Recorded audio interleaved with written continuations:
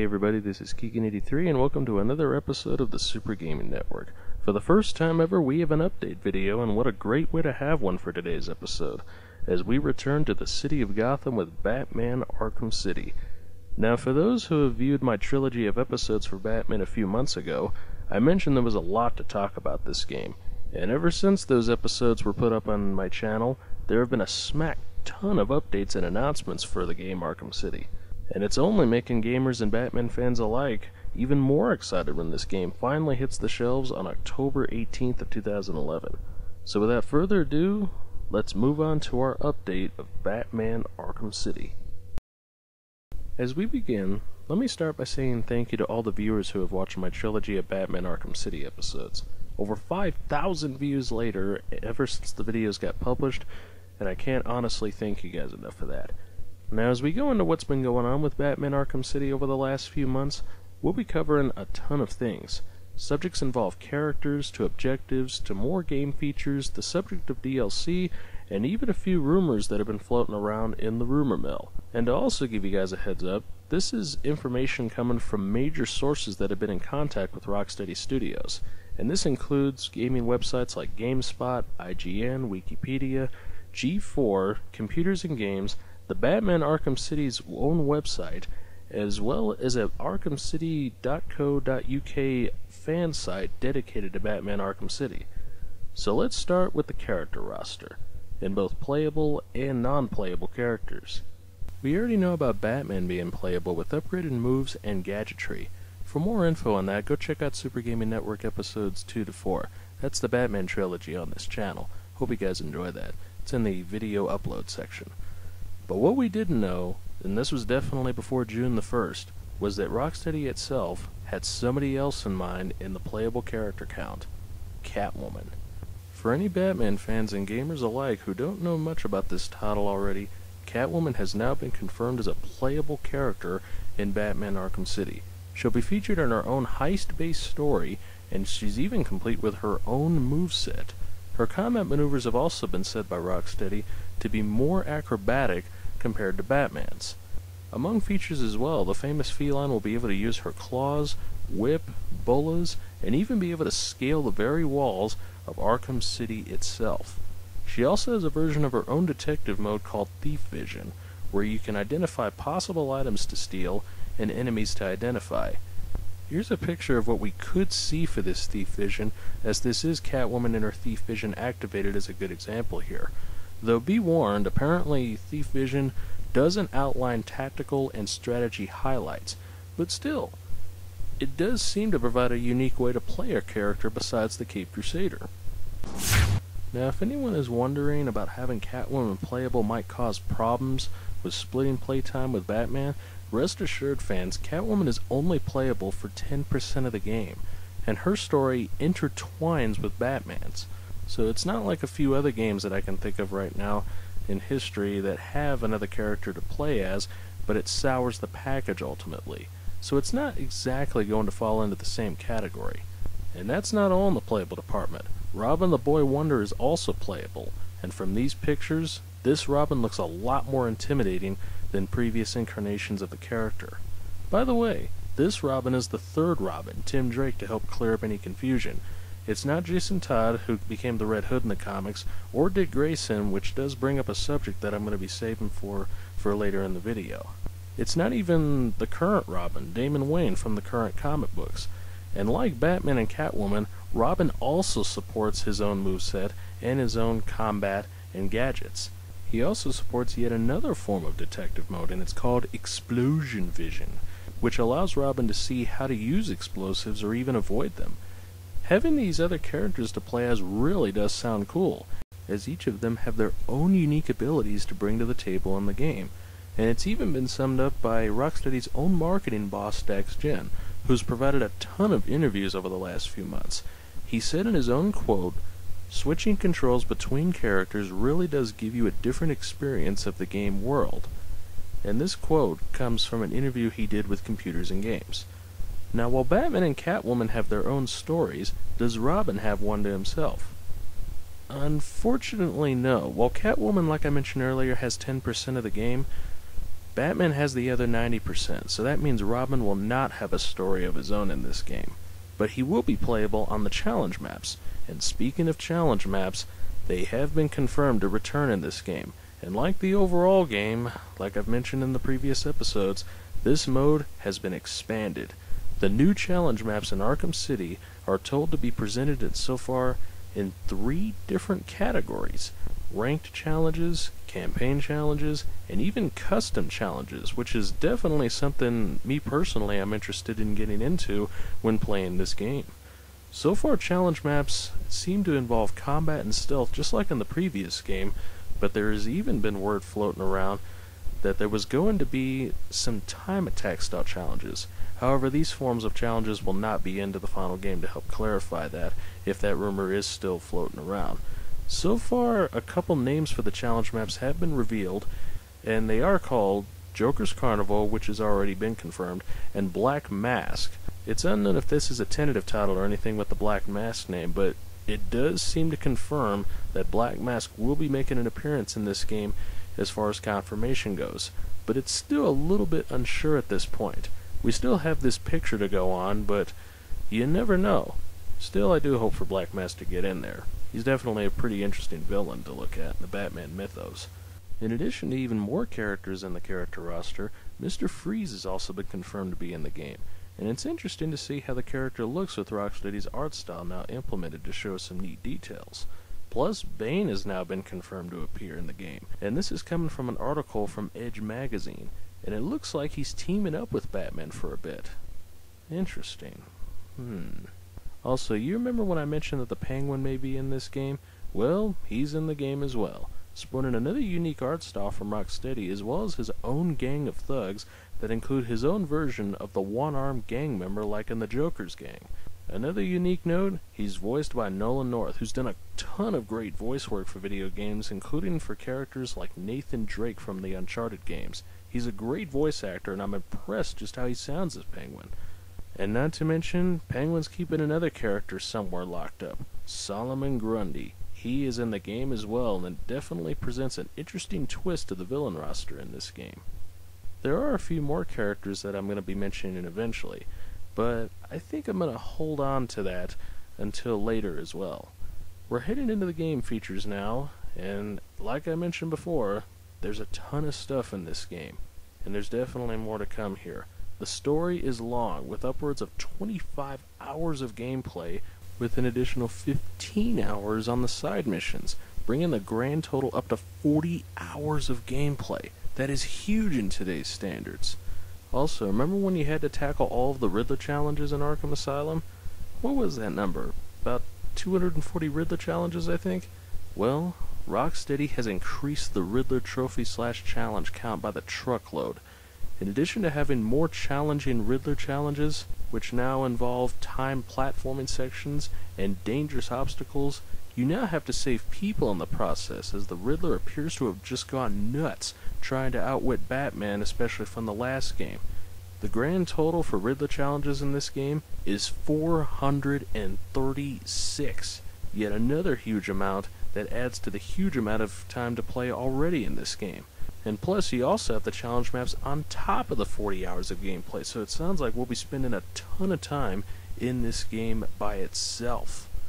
Another cool feature that was just announced for Batman Arkham City is the new Game Plus mode, which is unlocked after completing your very first playthrough of the game. While you can still replay Arkham City normally, you're still going to be losing your upgrades and experience points you earn in the game. However, in New Game Plus mode, things change with this. Instead of starting the game from complete scratch, New Game Plus mode lets you start the game's story with all of your upgrades and XP from your very first playthrough. So now it's like entering the game supercharged when playing the story once again. However, you're not the only one that's been upgraded. The enemies have been too. In New Game Plus mode, the enemies have been reconfigured and are tougher to beat as they carry better weapons and armor. And the alerts you get on an easier difficulty when you're about to get hit, those little alert lightning bolt things, those will be disappearing. So it's kind of like entering the hard mode of the game.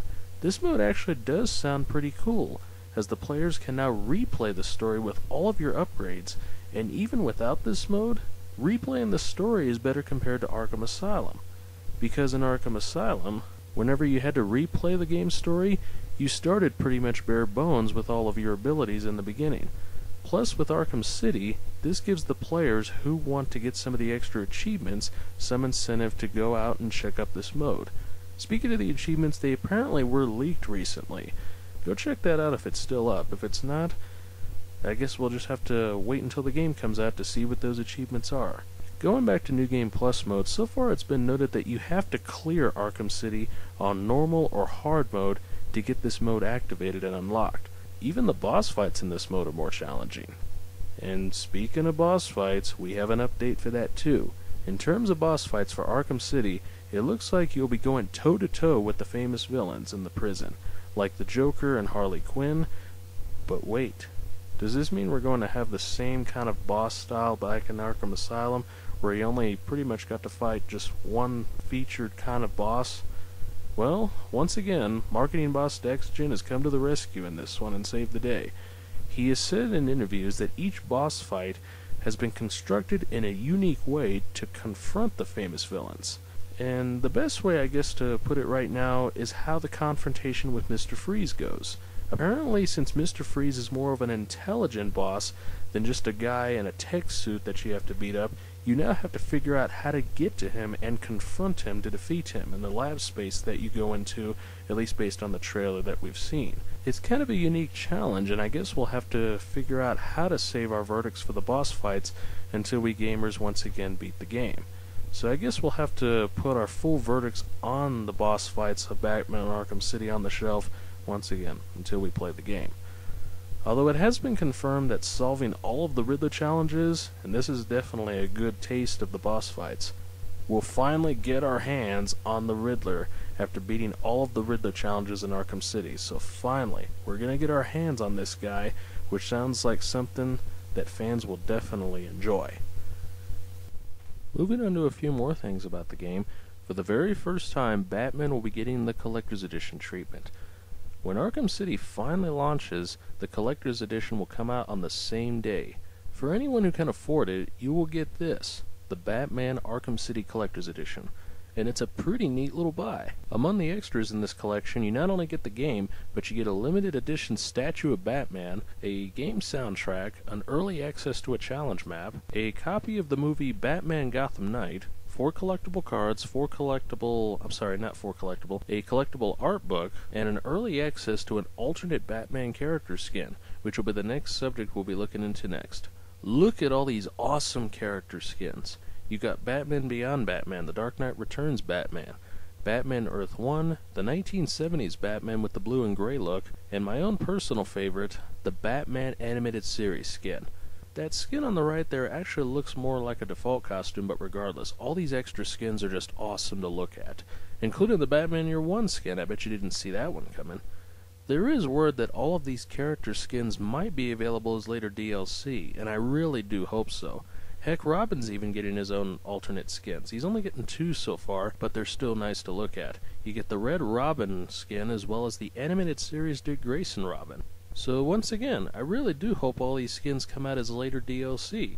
Although there's still no word yet on an Adam West Batman skin. Heck, even an Adam West mode would be kind of cool to see. And also no word yet if Catwoman's going to be getting any alternate skins to herself. That would actually be kind of nice. Not to mention maybe even some alternate skins for the villains and enemies in Arkham City, but maybe that's a little too much to ask there. Plus, on a few more side notes, the game will be supporting 3D for both 2D and 3D television screens. And the game will also have over 2.5 hours worth of cutscenes built into the story, which just further adds to the length and features of Arkham City itself. Plus, good news for Nintendo fans. Arkham City will be coming to the new Nintendo system coming out possibly next year. A new development studio has also been confirmed to help work on this game. It's called Warner Brothers Montreal. It's a brand new game development studio, and they're going to be assisting with the Wii U version. Although there hasn't been any word confirmed yet if there's going to be any brand new content for the Wii U version, this is still a huge title for Nintendo to get in their third-party lineup, especially for Batman fans and gamers alike who only have a Nintendo system. So yeah, this is big news for Nintendo to get a game like Batman Arkham City. And now we've come to the rumor mill to help wrap up this episode. As we've gotten more updates to Arkham City, there have also been a few new rumors fresh off the press. But also with these rumors, we've come across more little tidbits of information about the game, so let's dive right into that. The first rumor I mention is that it was brought about that Commissioner Gordon wasn't going to be in the game. However, this rumor has been proven false, as Commissioner Gordon was confirmed to be in Arkham City, which does make sense being that his daughter Barbara Gordon, aka Oracle, has gone missing. Or has she? It's being tossed around that she is now being accompanied by Alfred the Butler during communication with Batman, but it's still not very clear about this if this is true or not. So it's kind of like going back to the original reports of her apparently going missing somewhere in between Batman Arkham Asylum and Batman Arkham City. The next piece of info comes from the villain roster. Apparently Poison Ivy is now in the game. Confirmation is coming from her own voice actor, Tazia Valenza. I hope I got that name right. Though we haven't seen any screens or video of Poison Ivy, Rocksteady has said that there are more villains that haven't even been revealed yet. So only time will tell on that, especially with the rumors of the Reaper and Ratcatcher being in the game as well. Those are among the other characters being tossed around the rumor mill. Not to mention there is word of an actual sewer system in Arkham City, and this is coming out of the Arkham City UK website, which further the thoughts now of Killer Croc even reappearing in Arkham City. Though it sounds a little bit far-fetched now that I kind of think about it, but anything's possible, right? Among other news is that players who pre-order Batman Arkham City from specific vendors will be able to get some nice little goodies that come with the game. With Amazon, you get a limited edition comic book and $10 credit for any future purchase on a video game, for example. With GameStop in America, you get the Joker's Carnival map. And with Best Buy, you get Robin and the Black Mask Challenge map, which is actually something I did not mention earlier. Still, I'm hoping for a lot of good DLC for this game, regardless of when it comes out, and it's also possible that the challenge maps in DLC might include some special new missions with Arkham City, with villains like the Joker, for example, which could even present more cool little story pieces, but only time will tell on that if it's true or not. And one last thing to bring about in the rumor mill is that rumors have spread that another character is playable in Batman Arkham City, meaning besides Batman, Catwoman, and Robin, there is a chance of a fourth playable character being in the plans. But if there really is another character to play as, who will it be? Dax Jen, the marketing boss at Rocksteady once again, was actually asked about this, and all he said was, and this is coming out of a quote, the quote was, "Look, what's up there?" And then he left the area he was at the time. So people are really starting to wonder about this rumored fourth character. Some say it's Nightwing, which I would really like seeing. And others say it could be Talia al Ghul, who was also definitely confirmed to be in the game, as her voice actor has been interviewed in previous conventions. Someone even mentioned John Paul Valley, who's famous for his role as Azrael, and also replacing Batman for a short while in the Nightfall, Nightquest, and Night's End sagas. But for me, myself, after reading Mr. Ginn's response once again, I thought maybe, just maybe, nah. Although it does sound interesting. Anyway, that's a story for another time. Batman Arkham City continues to amaze, as we are now within a short time of release, and I know a lot of people are looking forward to it. Me, personally, I can't wait for it. It's my most anticipated game of the year, and I'm really hoping to get it when it comes out finally. I hope you guys are excited for it as I am, because the game just looks awesome, and I can't say how much I'm looking forward to it. It's just that good. Well, everyone, this wraps up yet another episode of the Super Gaming Network. As always, I hope you guys enjoyed it, and with everything said, I'm Keegan83 if we fell in a tree. You guys have a good day, everyone.